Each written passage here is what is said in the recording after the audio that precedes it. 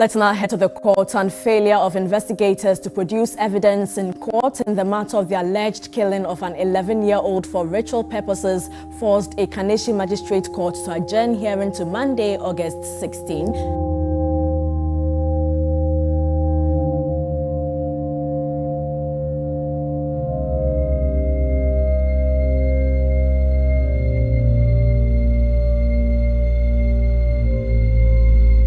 At the last count in 2020, there were a total of 15,463 inmates across Ghana's 44 prison facilities. Out of this number, 226 young offenders are serving time in Ghana's only Senior Correctional Centre located in Accra. The centre is mandated to correct, rehabilitate and reintegrate young offenders. On this assignment, I seek to know the true state of children who come into conflict with the law in Ghana. Good morning. Please, where's the church, the chapel? Right, the green one? Thank you very much. The blue and white, okay. Thoughts that I think towards you, serve the Lord. Thoughts of peace and not evil. To give you an expected end.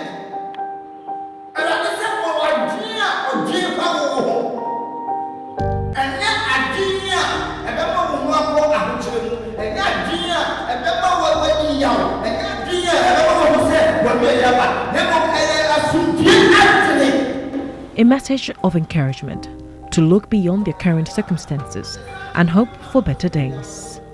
But this feeling is short-lived.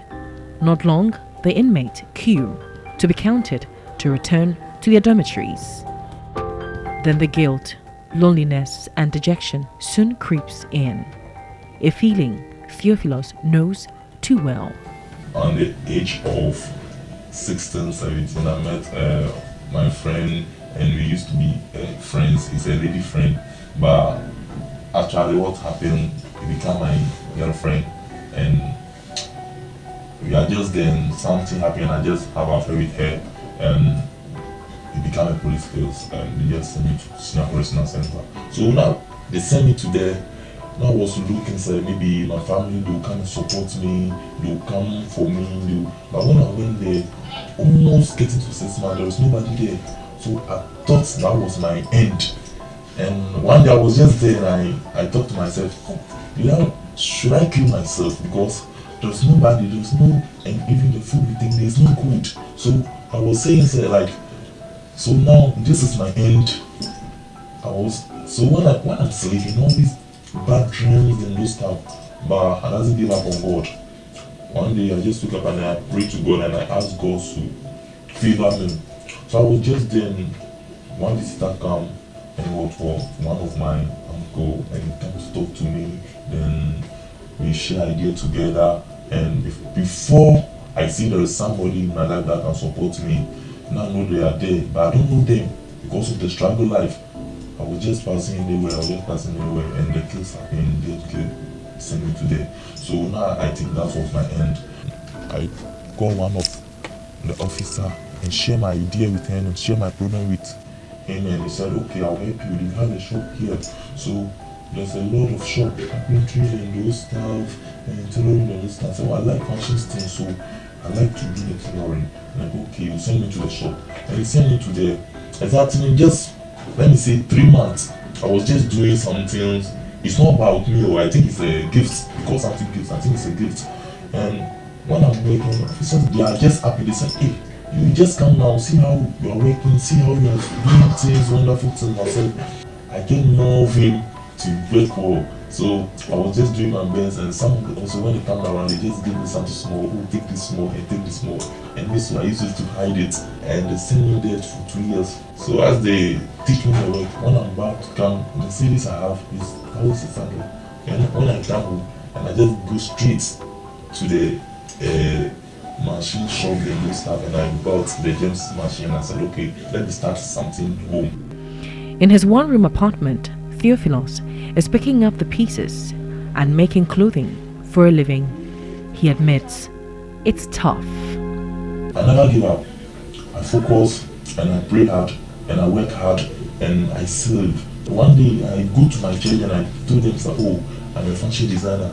I used to sew, so if they want to sew, they can test me. So they are becoming one, and I started with the one that sew one shirt for them. I took them 10 cities because I need customers. Now before I'm starting, so I'm trying to do them good so that they can come more. Even the officers, when I left there, they called me to come and take their uniform and sew for them because they trust me, and the way I work for them, they like my work.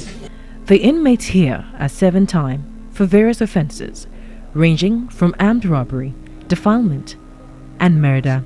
Some of them share their stories with me. That was some place I'm called Minigaman. Or the machine be rich lame, machine also in your store. No can say I also for 35 million $. 35 million no. When I'm for some million, many are 35 million. When I'm here, me say no okay.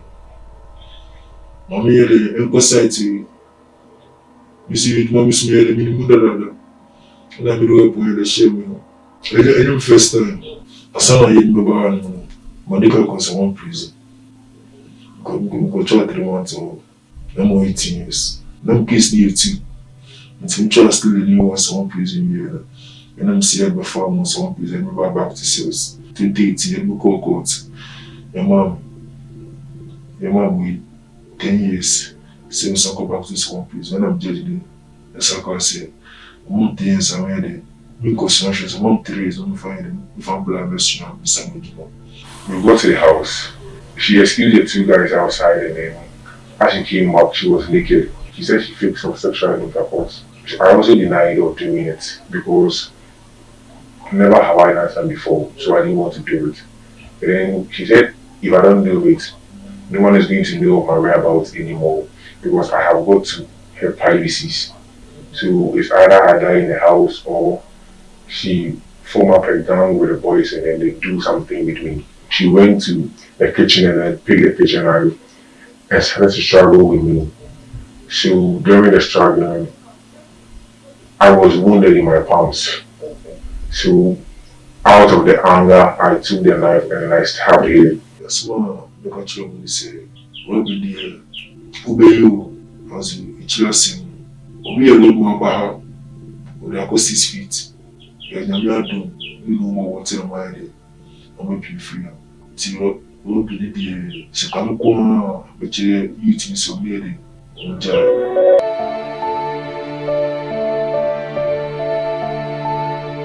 Juvenile delinquency is on the rise in Ghana, and it's headful.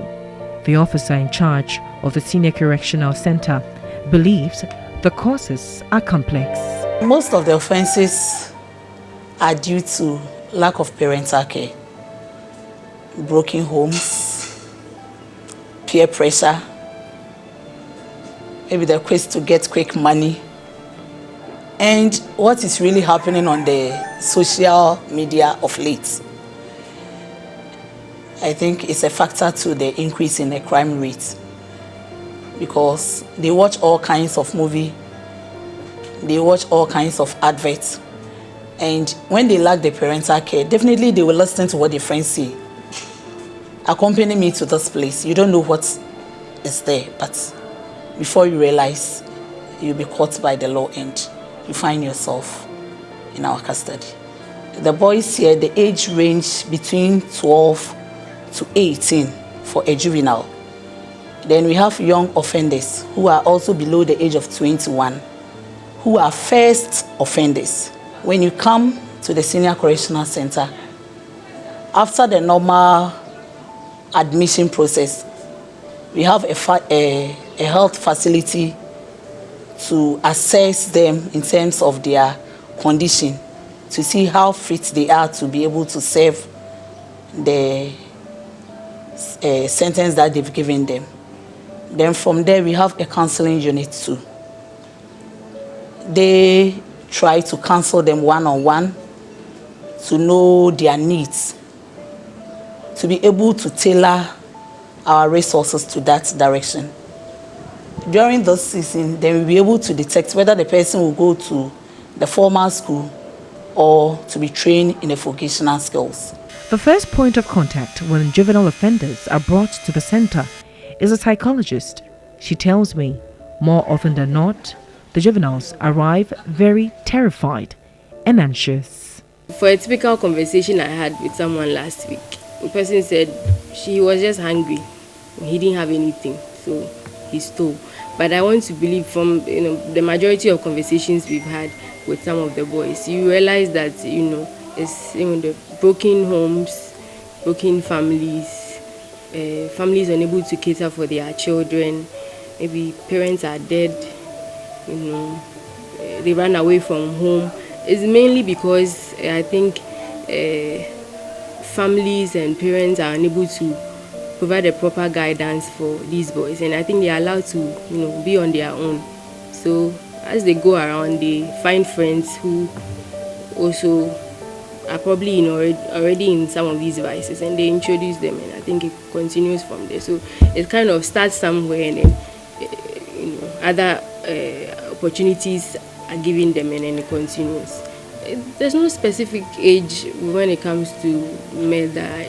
We can have some of them as young as 15 and some probably as old as say 17 or 18. When it comes to murder, all the cases that I have interacted with, it's difficult for them to tell you exactly what happened.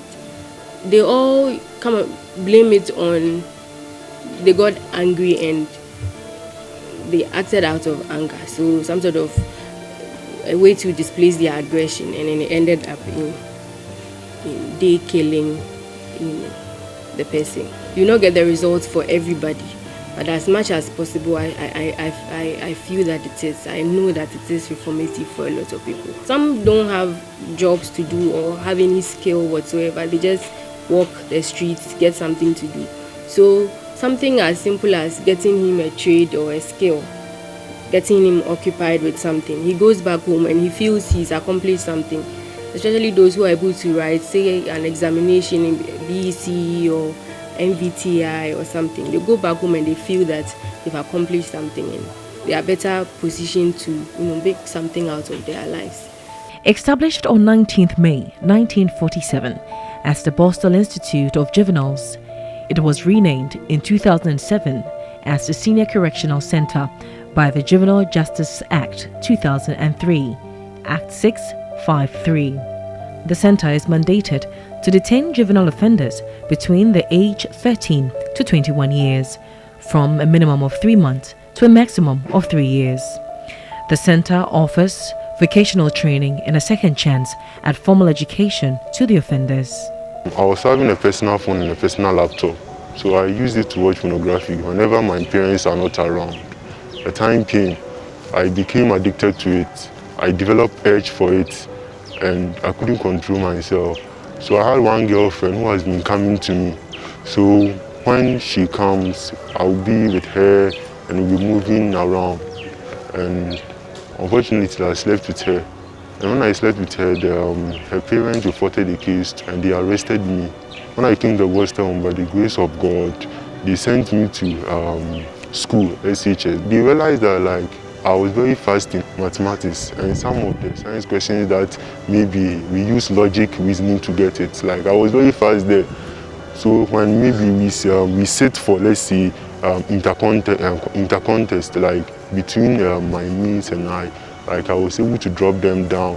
So they added me to the National Science and Maths team in my school, and we stood for the competition. At home, I was very, very comfortable. I couldn't lack anything. My parents gave me the maximum guidance, but I was so stubborn. One day, I want to be a medical doctor. At home, when I was at home, I couldn't control my sexual urges. But when I came here, by God's grace now, it's off. My stability of mind has improved. The value of a training offered to the inmate is evident in what they become when they leave the center. I've got something out of here. Very big thing. I just choose the work auto electrician.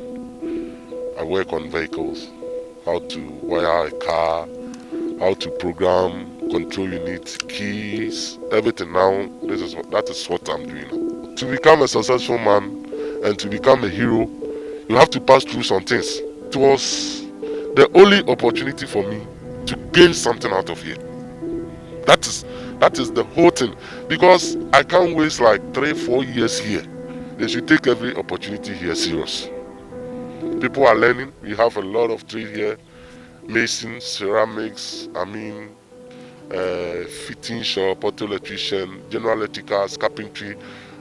I don't know whether these things are still here, but I'll plead to them to take any opportunity that they are taking here serious and learn out of it. They shouldn't waste the 3-4 years here. In life, we don't say assistant.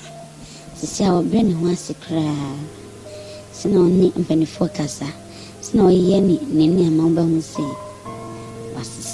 In Ghana, the administration of juvenile justice is governed by the Code of Criminal Procedure 1960, Act 30, and the Juvenile Justice Act 2003, Act 653. It states inter alia that a juvenile has the right to privacy during arrest, the investigation of an offense, at the trial of the offense, or at any other stage of the cause or matter. Also, that in the absence of a birth certificate or a baptismal certificate, a certificate signed by a medical officer as to the age of a person below 18 years of age shall be evidence of the age before a court without proof of signature unless the court directs otherwise. In reality, these laws are not always applied to the letter. Our law is the envy of several other countries in the world, even including the United States of America, okay? Because the main thing is that when it comes to the sanctions, the punishment for a juvenile, and when we say a juvenile, that's a child under 18 who is in conflict with the law. The sanction regime is very beneficial, very short terms of detention, and they are designed in such a way as to give the juvenile a second opportunity to put their lives together. So what you find is that our law respects the principle that institutionalization, that's to say putting a juvenile in incarceration, should be a measure of last resort. At least 70% is good. That is to say, we do apply it well. In about 14 years in the juvenile court, the determination of age is not usually a major issue. That is to say that the frequency of occurrence of that issue is not that much. It's quite low.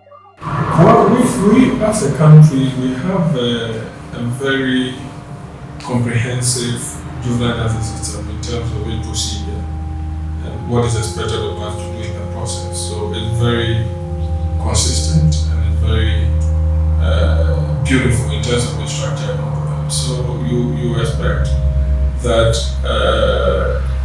these things will work mechanically. But for me, it is having a dent on this kind of a comprehensive structure has to do with how the state is rolling out the juvenile justice system. So for instance, right at the entry point, a child who is above the age of 12 years is criminally responsible for any act. And when that happens, the law provides that a child below the age of 18 years and above 12 years, when you commit offense, you cannot be put into adult prison. So clearly there's expert statement made by the law as to what the system should demand when a child commits offense. But here's the case, you see a number of children ending up in adult prison for offenses that they've committed as children.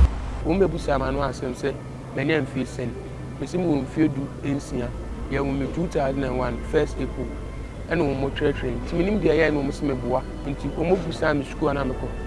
We Methodist and we koye investigation school wa. We nya BBM from insurance card. I me mama so yale ga doctor. Inti wono nka insurance card ni bibia obetimi dia mom. Wono onim sesei na esi. Onim sesei na esi na edimi abipia. A recent report by Crime Check Foundation revealed even more worrying infractions of the administration of juvenile justice in Ghana. Ibrahim Opon Kwateng is executive director of Crime Check Foundation and host of a TV show, Time with a Prisoner. I usually encounter juveniles in adult prisons, and I'm sure you are aware of the law. The law is clear. Juveniles are not supposed to be kept in adult prisons. They are supposed to be kept at the Senior Correctional Centre. And the framers of the law, in their wisdom, know why juveniles should not be kept in adult prisons, because they should not be exposed to hardened criminals. Again, if you look at the prison's architecture, it was built for the strong, with no recourse to juveniles who may not have the psychological capacity to be in such prisons. Our prisons are terrible. The congested nature of our prisons. We know that there is no proper classification of prisons. So mixing juveniles with adult prisoners, some of whom may have committed heinous offenses, what would we be teaching them? So I encounter some of them periodically. And in the case of Adam Frimpong, he tells us that when we met him, he told us that he was 15, but he claims the policeman inflated his age. It is not only Adam. We've come across many juveniles. Chief Superintendent Courage Atem speaks for the Ghana Prison Service. He tells me the service is aware of these infractions and has taken steps to rectify some of it. He is confident that the service is doing their very best to transform the juveniles in their custody. There have been instances where officers, from the look of things, detected that no, this guy is a juvenile, is below 18, and but probably the documentation that brought him shows that he's 18 and above. And so when it happens like that, we have to go back to the place together with the CID, together with the Department of Social Welfare, to rectify issues if there are any anomalies. And there have been instances where it was actually legally, determined that yes, this is a minor and therefore shouldn't be in adult prison, and therefore they would have to go back to court for the right thing to be done. I wouldn't say very well equipped as compared to international standards. But I would say that we have some facilities or structures put in place to ensure that we are able to at least offer our reformative, rehabilitative programs. That is how come we have classrooms and we have workshops that the inmates are trained in. And so, yes, we are making do what we have. The family and society are major stakeholders in the reformative process of young offenders. Sadly, sometimes they become the bane of the reintegration process. Children are our future. So, in their own small way, whatever that they can do, they should come and help the center. If anybody is touched to donate even a school bus for us, we'll be very glad. The ICT center too is there, the infirmary is there. Even if you want to adapt a dormitory, we'll give you that chance to adapt. Then you take care of the boys that are in there, their needs, bed, mattresses, and other amenities that are being stretched. So this is my humble appeal. Is the mandate of the service or government to take care of their health care. So ideally we are supposed to provide everything for them. But as it stands now, we rely heavily on donations and philanthropists to offer these services. So treat medications, we have a lot of medications, prescriptions outstanding to be bought for the boys. So that even goes even to even make our cases even get worse, because the person has a condition and hasn't gotten the treatment he or she needs. What is expected of the media when it comes to reporting matters of children is protecting the dignity and the privacy of children. These are the two things that the media wants to do. You are protecting the privacy and then the dignity of the child. Because whatever you put out on social media would have a repercussion on the child, even after 20 or 30 years. So it is your business to protect the dignity and the privacy of children. So there is a way and manner that you need to carry out your report so that the image of the child will be protected. There is no doubt that the administration of juvenile justice in Ghana goes beyond what happens in the courtroom. There must be a deliberate effort to balance the welfare of young offenders so that they can contribute socially and economically to nation building.